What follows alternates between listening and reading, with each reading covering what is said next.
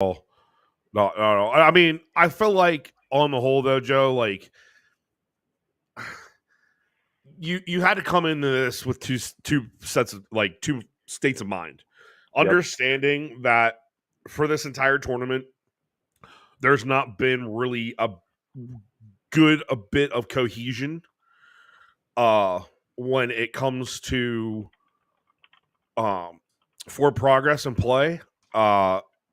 Jude Bellingham is quite honestly the most selfish son of a bitch I've ever seen play this game. It's awful. And that's me saying that with all the years that I went by talking about Cristiano Ronaldo and how much of a fucking piece of shit he was in that regard. Jude Bellingham has now lamented himself in my mind right next door to him.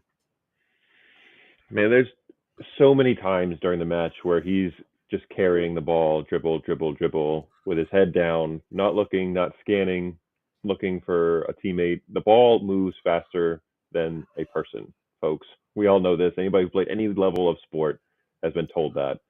And Right. so many opportunities to move the ball on and then make a run off of said person, and he just is not interested. He wants to dribble straight at what seems to be crowds of defenders and try to make something happen instead of trusting and using his teammates appropriately. You can tell the way certain folks have been coached and who has not been coached in a better way, let's say, Yeah. that understand how to play within a team concept and within a framework of a system, which also not much of a system from England today.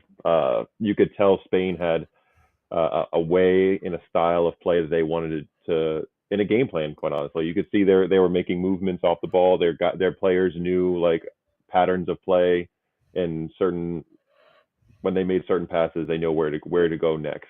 For England, with Southgate at the helm, it's pass, hold on to the ball, look around, wait for someone to make a move, or just keep Right. dribbling.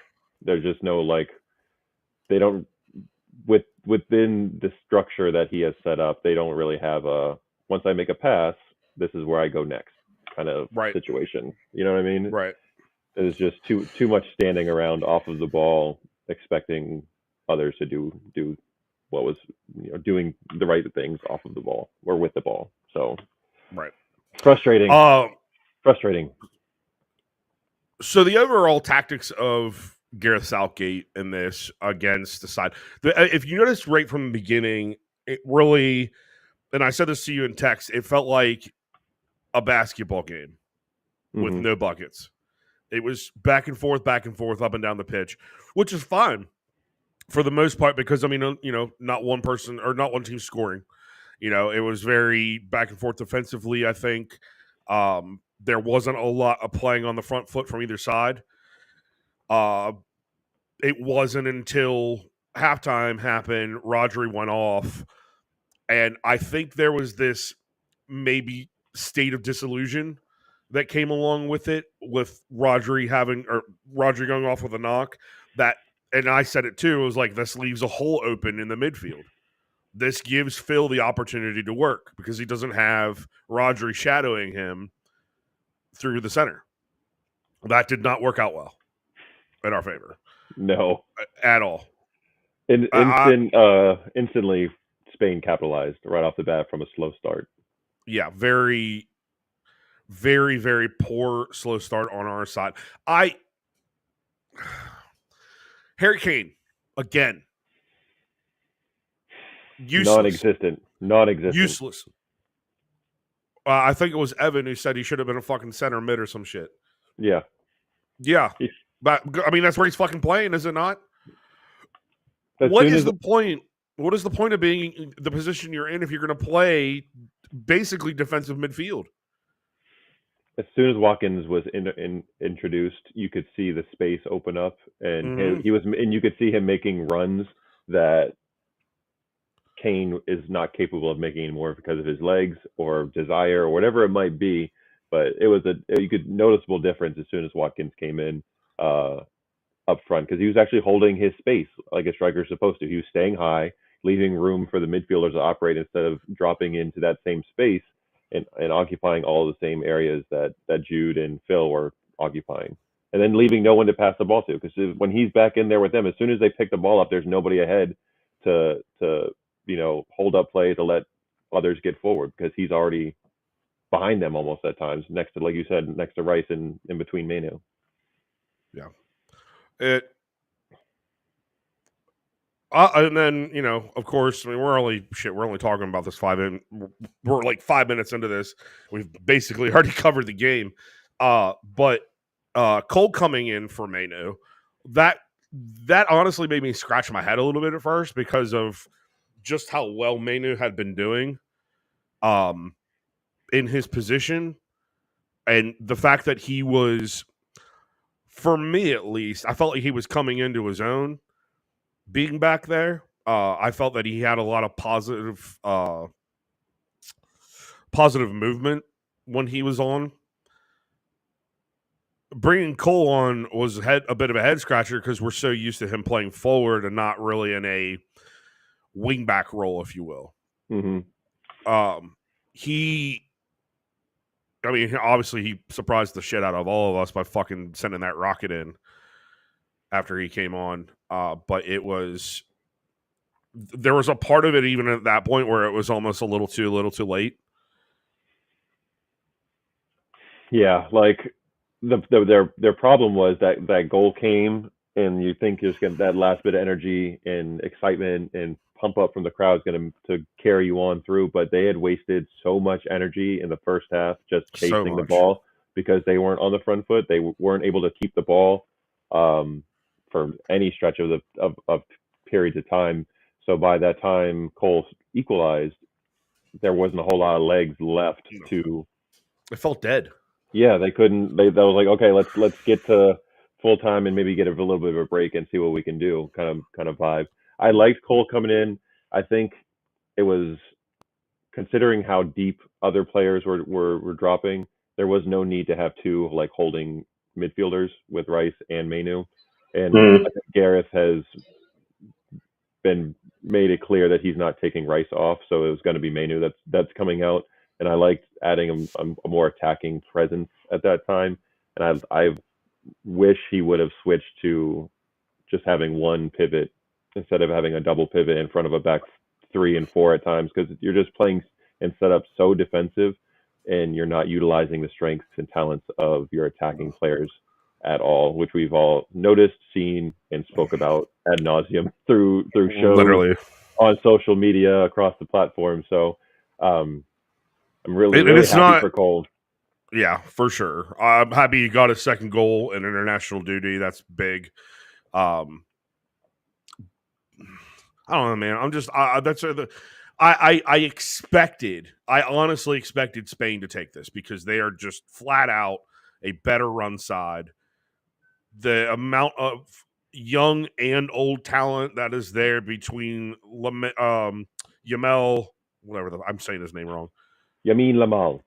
There you go. That guy and Carvajal. I mean, you're talking about a massive age range right there, and everything that fits in between. They were just they were way more cohesive. They walked into this tournament wouldn't even say with a chip on their shoulder. I mean, they were top of the rankings as far as Euros go. This was their fourth. And even with all that, though, they weren't being talked about very much coming in. No, they weren't. Favorites. So you're absolutely right. They probably did have, though, a bit of a chip on their shoulder. Like, hey, nobody's talking about us. Everybody's talking about, Germany as the host nation. They're talking about Croatia. They're talking about England. They're talking about they're talking about all these other clubs. Nobody's talking about Spain coming into this, and they quietly came in, handled their business in the group stage, won every match, and just looked apart from the very first match. So they should have been talked about more. They should have. That late crack to put the second goal in. It was wild. I thought, I was sitting there watching. I was like, he was definitely offsides. Definitely offsides. When they showed the replay, right, it was like his knee, or like something so minute, and you're just like, yeah. I was almost like, that's going to come back. That was offsides, and they finally, after showing all of the celebrations, they finally show the replay. I'm like, oh, that's a lot tighter than I thought it was. And then they finally, 2-3 minutes later, finally do like that automated offside graphic.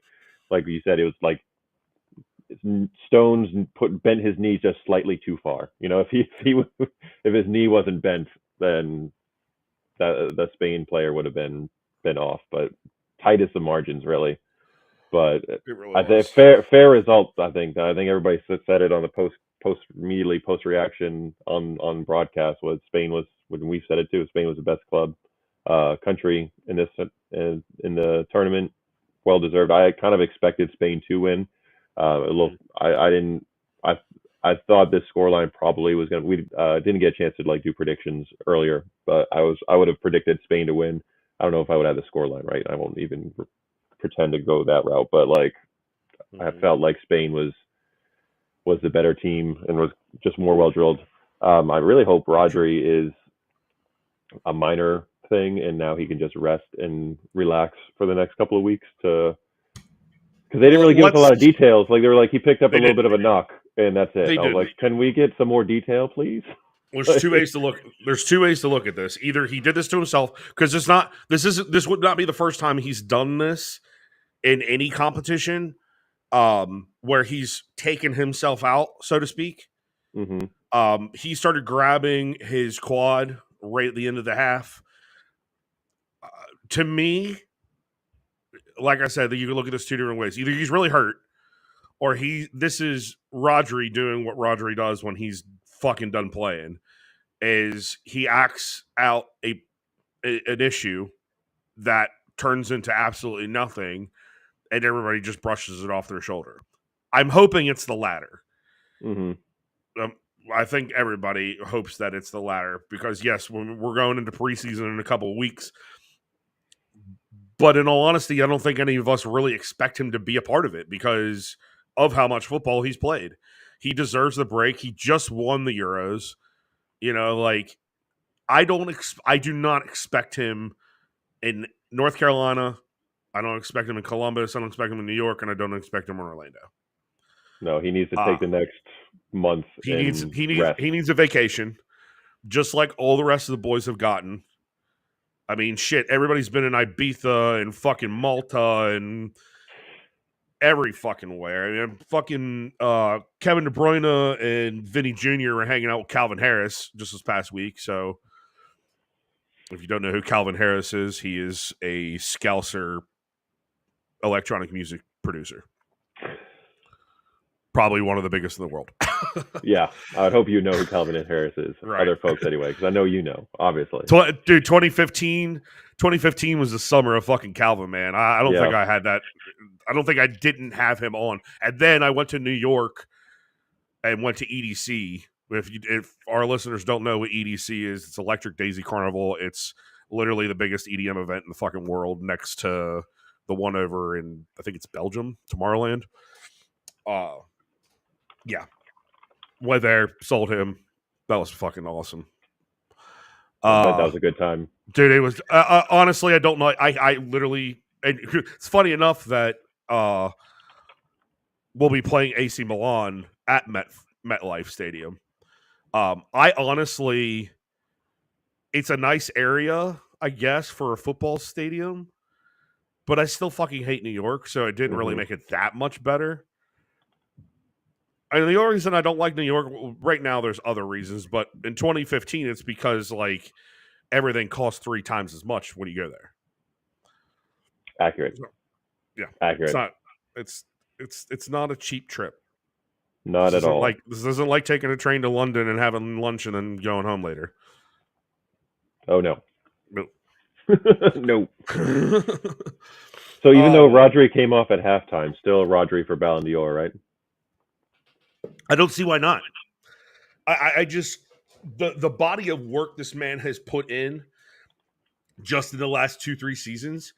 I don't understand why he hasn't been more active in the conversation. But for this year, because of what he has done, he's far and away the best player on the pitch right now. And they've set the precedent with Messi two seasons ago, where the World Cup, the winning for your club, for your country is weighted heavily, right? Right. So that should remain the case. They've set that standard. Rodri's done everything you could possibly win for for his club team, and now Yep. he's also translating that into country success as well. If you're ticking all the boxes, like he checks every box Listen, you could want. You know exactly what they're going to do. They're going to backpedal it because it's a City player. Because See it coming already. somehow our accolades don't mean dick to them. That's how I see this playing out, is that he won't get it because of him being dressed in sky blue. Otherwise, he would get it. If he was at Real Madrid or fucking PSG or somewhere else, without a question, he would be on the fucking top of the ballot. Mm-hmm.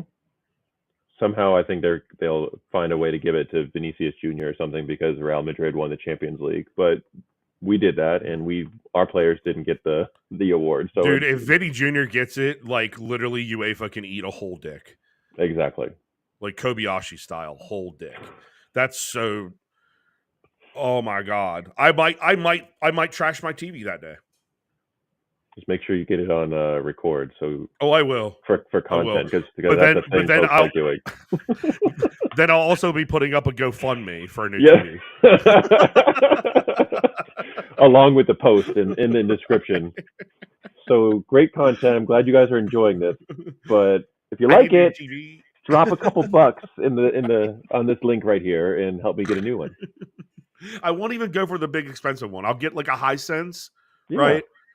Those Chinese made, they're fucking like a third of the price of a Samsung, just as good a quality. There you go.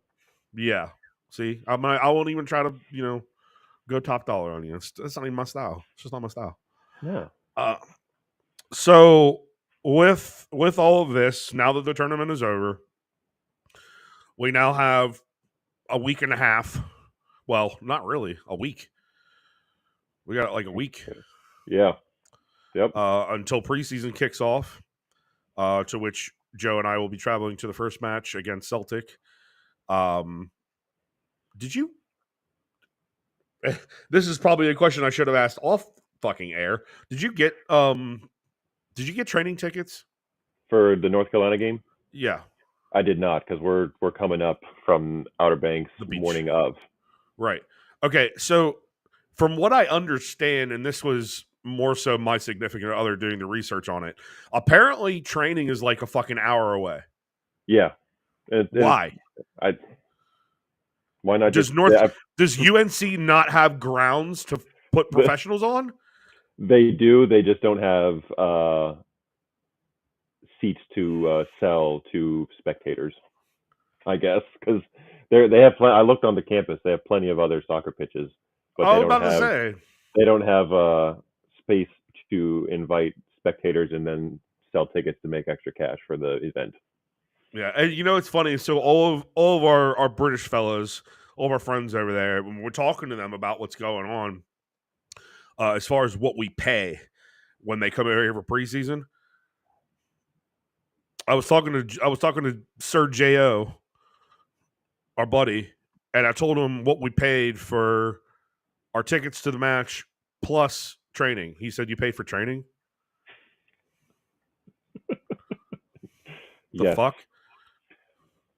When they came to Green Bay, there was no fee for none for watching the training session the night before. There was just make sure you sign up for it kind of thing and get in the queue. There was also the fact that there wasn't a third party taking care of the event like there is with this particular preseason series or whatever it's called. I'm not really happy with them so far with the way that they're conducting some of this stuff. Furthermore, we haven't gotten anything back on press, so fuck them. Mm-hmm. Yeah, we really wanted those press passes. Yes. So we will be at training for Columbus for the last match against Chelsea. With that purchase of the ticket, you get Chelsea's training and you get City's training. But is it 2 hours worth of training then? Yeah, you get Chelsea's in for an hour and then City's on for an hour. But Yeah, this go around, you gotta pay to get into training instead of like last time when it was more controlled by Man City, where there was no fee, just be a supporter member, put your name in the hat for it, and then you're in Right. pretty much, and then show up, get a wristband, and you're good to go. Yeah. But yeah, it's interesting that they did it at Lambeau. The one in Columbus is not at Ohio State's football field. It's over at Would imagine. it's over at the Columbus Crew Stadium, the MLS stadium. So it's not at on site either. So that one you got It's to like go an over upgrade to. and a downgrade at the same Yeah, time. I don't understand. You're going to it's put them in a weird. brand new stadium to practice in. You're going to put them in a massive stadium that's old as shit to Yeah, play in. Okay, cool. yeah. It's a weird setup this go around, and like I think it's exactly what you said. It's having a third party managing the event experiences for everybody instead of the clubs being more actively engaged with it. Well, and that makes me wonder even a little bit more because of what we've experienced with the City Group and how they conduct their events between the Trophy Tour, even going to, like we were saying, with preseason a couple seasons ago. You know what? My question is what are they going to give and or take away with this third party vendor as far as the experience goes? Because truth be told, the experience that we got in Green Bay, I couldn't have asked for anything better. It was quaint. It didn't feel hectic. I didn't feel like, um, you know, aside from whenever the interview with Zaba and Jolene was over, Mm-hmm. and people were trying to get autographs and so there were some fucking rude ass people. Like this little Asian lady like stepped on my foot 3 times and I was like, "You gonna do it again?" Yeah, they were definitely some pushy and shoving going on for sure. Well, your fucking 6'7" ass just That fucking helps. squeezed between everybody and was like, "Fuck you, fuck you, fuck you. I'm getting in the front. Fuck you." That absolutely does help. The It height does. factor. So just grab the back of my shirt and follow my lead and roll Bro, in, I and should we're have done going. that. I should have done that. Should We're have done rolling that. together. We're all coming together. But no, seriously, I really wonder what they're going to limit with this because I'm paying for this experience now, Mm-hmm. right? If I'm paying for experience, I expect a little bit of something now, especially if this is an experience that people don't pay for. You know Right. what I mean? Like, Right. you want to go to Exactly. open training before a match during the regular season, it's show up at the Etihad and you And just you're in. watch. Thank you. You know, Not not only pay that, 20-25 bucks. not only that, but talking to Luke earlier, what he pays in his season tickets, dude, to get to get season tickets for the Pittsburgh Steelers is a 30-year wait list and like 25, 30 grand down. Mm-hmm. That Down. you. Not that doesn't pay it off. That's down payment. Yeah. Yeah. It's crazy. Ticket prices are because we're on not even on like the high end ticket for any of either of the matches. And for Columbus, I think it was like 130, and that's A seat. a seventh. Yeah, that's a seventh of what he paid for his Yeah. season tickets for all of them. So it's like Yeah. the gap in between sides is nuts.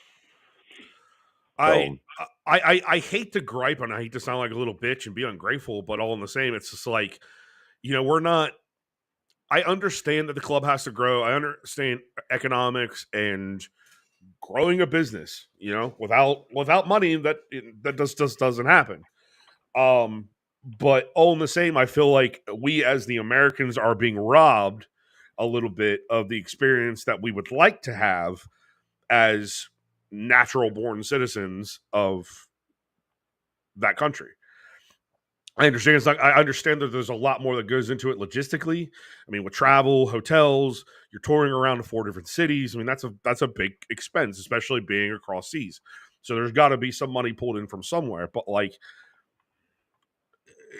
if if locals get the chance to gripe about ticket prices, I kind of feel like in this case we get to as well. yes, 100%. Because if they're paying like $70 our money to sit in the fucking first 10 rows of whatever end, and we're paying double that, Yeah, for preseason. Yeah, and again, with not all of our players being Right, in attendance. we're gonna get part EDS players, part second Like this, teamers. yep, with the sprinkling of like Jack and Erling Right. and Oscar Oh, Bob and Rico probably. right. Yeah. And it's it's we now have like an experience from 2 years ago to compare against. The tickets that we got then, when I got in like the pre-sale, it's like $60 for behind the goal, which is almost where we're sitting now for this season's preseason tour. So the price gap, and the only thing I see different, like you mentioned already and brought up, is the third party thing. So that really seems to be impacting the overall experience this go around between the price of tickets, game day, whatever. Because I haven't seen anything yet about what might be happening, there's pre-match, there's day there's of, nothing all about that. the event. There's no like lineup of things to do. Even the OSCs have not released anything of like, okay, we're all meeting up here at this place, that place, or whatever. It's like it almost, for it being a week away, this feels a little chaotic. Yeah. The only thing I've seen is like after the match, Dempsey's from like it's gonna be open. They're pushing like Dempsey's grill or bar or whatever it is from like 5 to 2 for afterwards for OSC's people to show up to. That's Which is nothing more than the Noisy Neighbors Yes, fucking show. Which correct. I we'll see. Yep. Yeah, I think We'll see. yeah, yes, but yeah, I'm but for next pretty week, sure. I have Pretty sure very we already. little. Right. I'm pretty sure we already have something planned out, anyways, don't we? We do. Yes, so it'll be more fun. Yeah, a little more quaint. Yes, less chaotic, less crowds. Yep. Which I'm not. If we decide we want to come out and fuck with y'all later, we probably will. Just be prepared. Exactly. Just be prepared. Looks like Rodri got player of the tournament. Good for him. So that's one check mark down. Now let's make it the same thing. It has to be Ballon d'Or. Exactly. Got to be. Has to be Ballon d'Or at this point. Well, let's change gears real quick.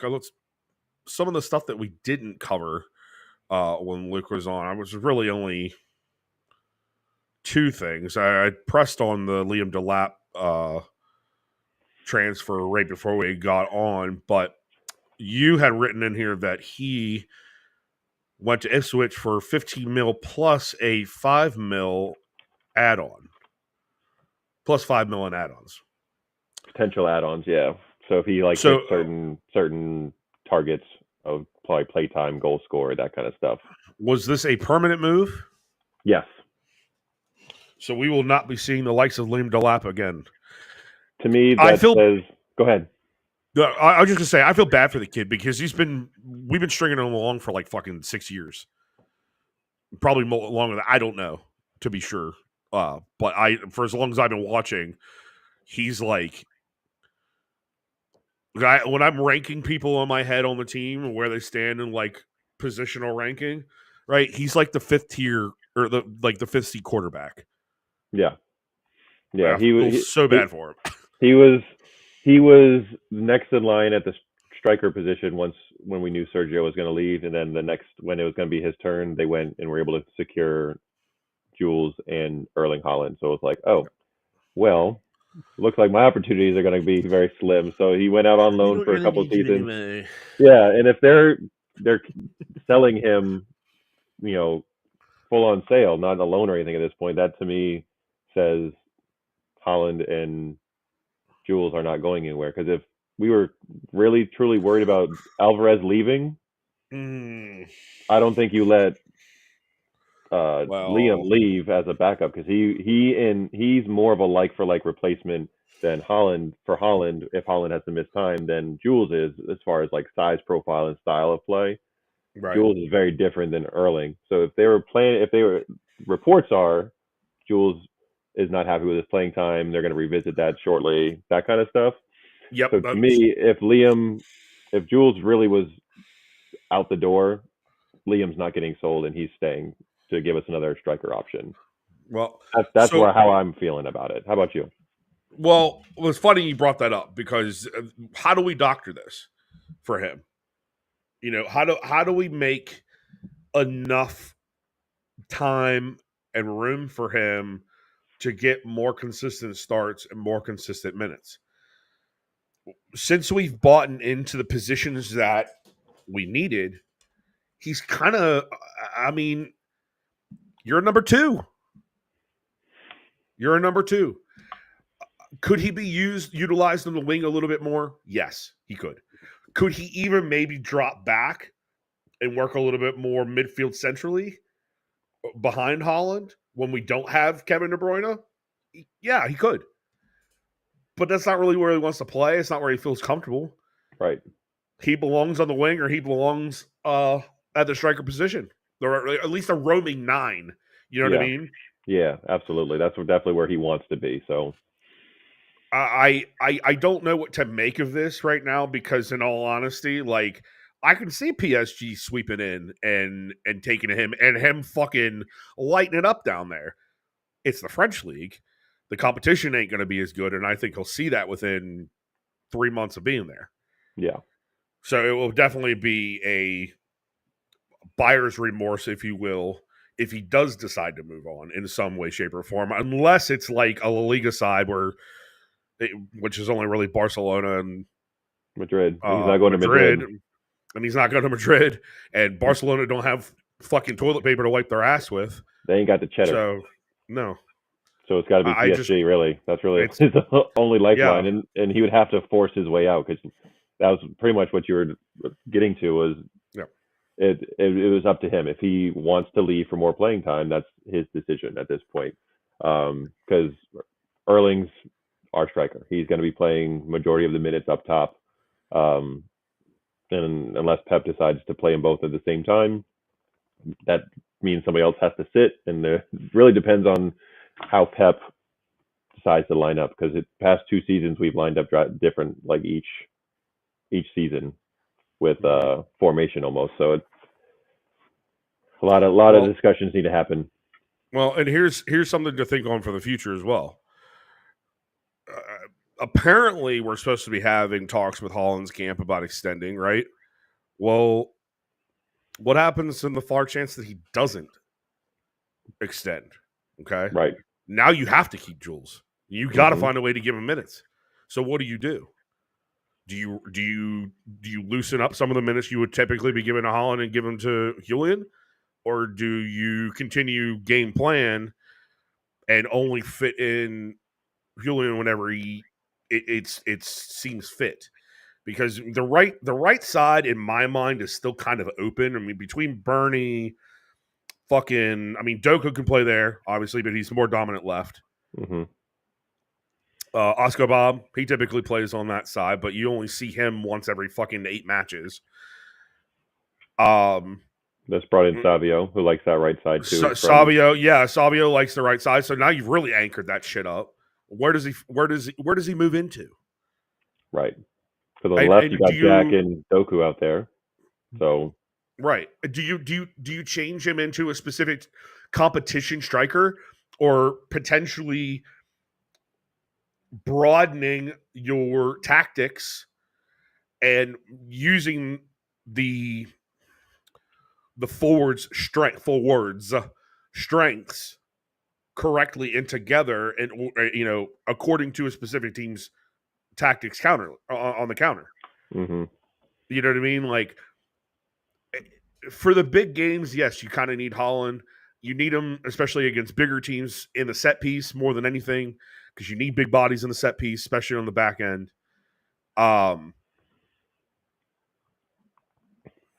Julian doesn't give you that. He's more of just an out-and-out striker or an attacker, if you will. He does have better ball skills. He's got better feet. He definitely got better feet. Holland, that's just one of the things that Holland can really improve on in the offseason.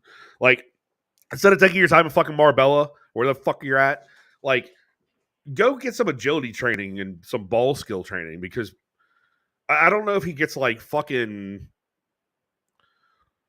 fuzzy brain when the ball like comes near him, but sometimes it's like he doesn't even know what the fuck to do with it. That scares me for a professional that we're now evaluating at fucking like, what was it? I think it's like 130 euros now. 130 million euros is his valuation. It's pretty high. That's extremely high for a player that seems incredibly unsure when the ball gets past him and which way to go. Yeah. I don't know. And that's not me talking shit on Holland. I mean, Holland's my boy. Right there. I love Holland, but all in the same, like, I just don't know that his abilities are always being best utilized. Yeah. And they're trying to make him more than what he is. Yeah, in the style that we tend to play with the build up play and all the passes, and doesn't always fit his more direct style of play, but we'll see. The coaching staff got in executives have some decisions to make on what they want to do. They do. It's gonna be an interesting couple of off seasons, to say the least, with the amount of players that we have, the contracts that we have. Yeah. God, I love this game, but all in the same, stresses me the fuck out. Yeah, that part. During games, not even when games are happening, when you're thinking about like what's going to happen next with the building of the squad, like it just, yeah. I feel you.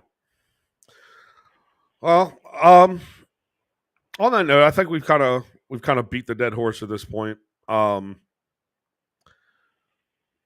Let's finish this off with what's going to be going on with us in the coming month. So obviously, you guys know that we'll be at the Celtic and at the Chelsea preseason matches in Chapel Hill and Columbus, Ohio, respectively. Please feel free, if you're here in America, or our American listeners, if you're seeing this, you see us, come say something. Come get a picture with us, shake our hands. I don't care. You can come talk shit to us. I might talk shit back. I'll dig, but nonetheless, it'll be fun. Yes, please come say hi. Please come say hi. We love meeting people and seeing who else is out there and making relationships with people, not just surface level shit. It's kind of really weak and super lame, if I'm being honest. Yeah, come say hi. Come check us out. We will be doing, while we're in Columbus, a episode post match with the Hollywood Kit Packs, also with Citizen Fancast. They'll be hanging out with us post match. Probably going to be doing a little bit of that, a little barbecuing. We'll get back to the boys on that one. I haven't even discussed it yet, but so we got that going on, and then when we get back, hold on, I'm gonna bring up my fucking schedule real quick. August. Yes. August is going to be a fun month. You know why? We're bringing MCFC Daps up in this motherfucker to talk some fucking City. And then the following week, we'll be bringing on... How do I say this nicely? Because I'm not trying to be mean. I'm really not trying to be mean, but I just don't want to sound like a dickhead when I say it. The former host of Bit of Banter football podcast, Patrick Donahue, he will be joining us. He's a big City fan. Really good friend of ours at this point. He has been one of our A1 day one guys. So we'll be having him on. Looking forward to chatting with him. Dude, Daps. All right. For everybody who's sitting here, I think there needs to be a segment of the show when we bring him on where it's just him and I. Side by side. Side by side. The doppelgangers, if you will. And see who we can fuck with. Daps, if you're listening to this, bruv, I don't know if you are, but I'm going to work on my Mank a little bit. You need to work on your American English. And we need to mess with some people because this will be fucking hilarious.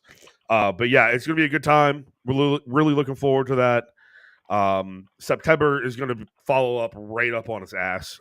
We are going to be having some more illustrious guests that will be joining us. I don't want to say who quite yet because that wouldn't be any fun. Wouldn't leave you hanging and wouldn't keep you coming back. So, yeah, there's that. Joe, anything you have left?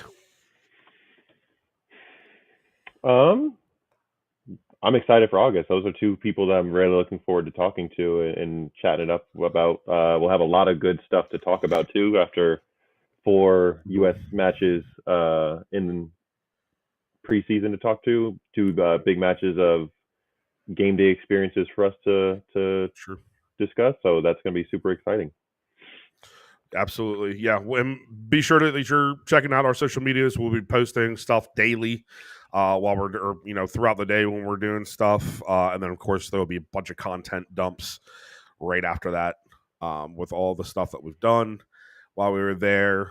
Yeah. Super excited. Summer of 2024. This is probably going to be one for the books. I'm really excited to get to share this time with you, bud. And make our dreams come true, so to speak. Absolutely. Oh yeah. Steve Black. I'm here in the UK, so gassed to see his city sign the new season. Yes, sir. And Daps, yeah. Daps will be a lot of fun. Guys, you looking forward to seeing City in the States? Yeah, dude. Yeah. Yeah.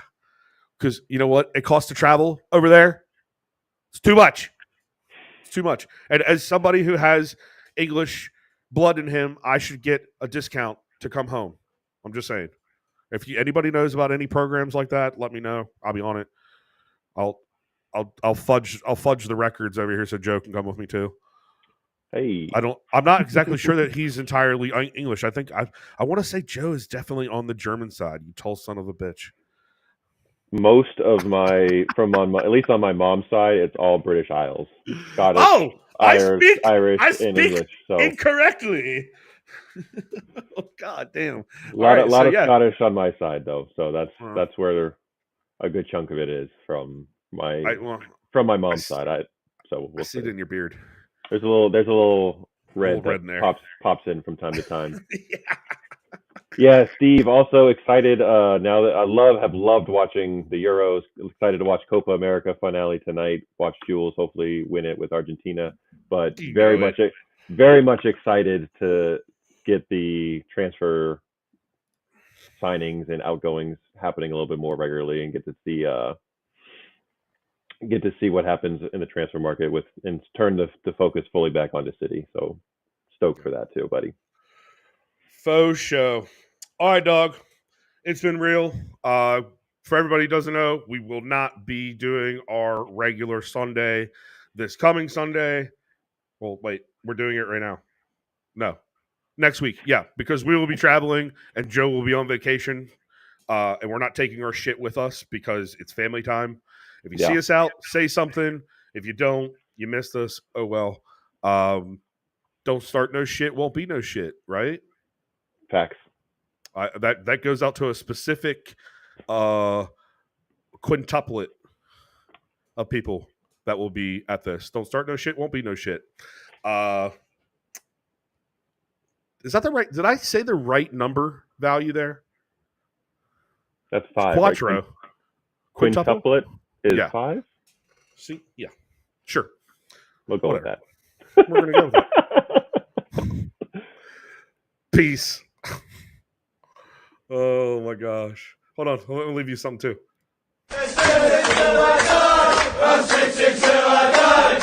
know I am, I'm sure I am, I'm 60 till I die.